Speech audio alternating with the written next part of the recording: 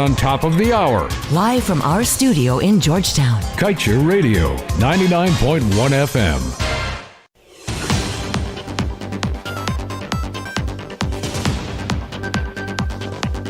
Good evening. Welcome to this evening's newscast. I'm Kevin Smith. Your top story this evening. We had recently reported that with 10 FPSO vessels, ExxonMobil would be dumping 2 million barrels of toxic produced water into Guyana's waters every day. Recent calculations now show that not only would Exxon, which flashes itself as an effective manager of its waste, be dumping those millions of barrels of produced water, but up to 29,000 barrels of oil that would be contained in that toxic water. We arrived at this figure based on initial projections by the former director of the EPA, Dr. Vincent Adams. In other news, National Oil Spill Committee, or NOSC, prepare to host their first orientation. This follows after the Civil Defense Commission had presented to the government of Guyana through the Office of the Prime Minister the National Oil Spill Contingency Plan last year. Some 25 national stakeholders validated the 4-year plan in the making, including the Maritime Administration Department, the Guyana Energy Agency, the EPA, and the Department of Energy, as well as the GGMC and the GDF and the CDC. It is also understood that the National Emergency Oil Spill Plan was crafted with inputs from the Guyana Marine Conservative Society, along with the Guyana Wildlife Conservation and Management Commission, among others.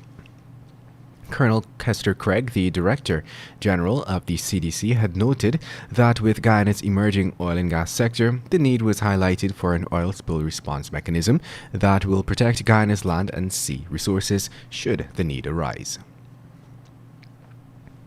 And moving on, another discrepancy has been unearthed within the group of community projects funded under the SLED or SLED program in 2019 for Region 10. This time it has been revealed that $2,223,462 was collected by a Linden resident whose name was given as Robert Archer to construct chicken pens for a community project. The works are incomplete, and Archer, who was also supposed to supervise the project, is currently living overseas. At least this is according to Minister of Labour Joseph Hamilton, who conducted a visit to the region last Friday in order to get a first-hand look at some of the projects. And moving on. An environmental impact assessment can be defined as a critical tool used to identify the environmental, social, and economic impacts of a project, whether it may be for the construction of a plant or warehouse for industrial or chemical purposes. Once completed, the document, which comprises the risks the project would pose to the environment, would be assessed for the approval by the relevant authorities. In spite of the importance of this critical report, Guyana's EPA has been taking a position of not requiring this assessment for at least 5 projects dealing directly with a slew of hazardous chemicals used in the petroleum sector. In other news, it has been revealed that the APNU-AFC MP German Figuera collected $5.7 million to construct and extend pig pens in Linden, and the cooperation he received the funds under has never been officially registered. This was disclosed by Minister of Labour, Joseph Hamilton.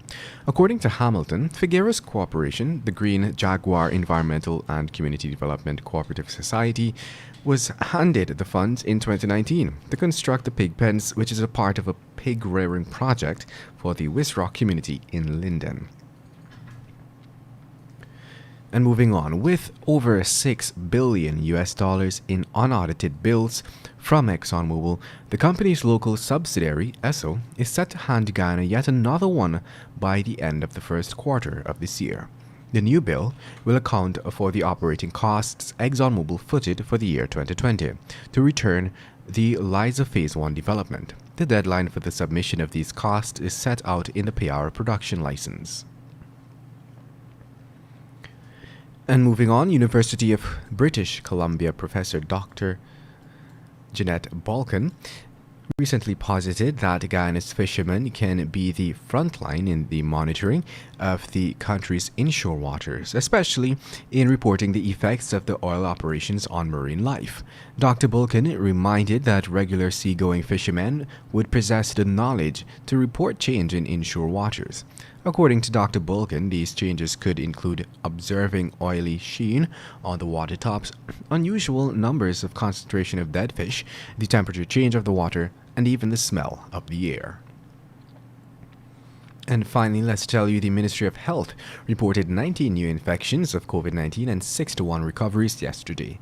This was stated in their daily dashboard update. That should be today. This was stated in the daily dashboard update, which shows the COVID-19 case toll increased to 7,317 and the total number of recoveries increased to 6,431. The COVID-19 death toll remains at 172. And that brings us to the end of this evening's newscast. I am Kevin Smith. Thank you for listening. Coming up at exactly 7:20 p.m. is the Glenn Lal Show. Tell it as it is.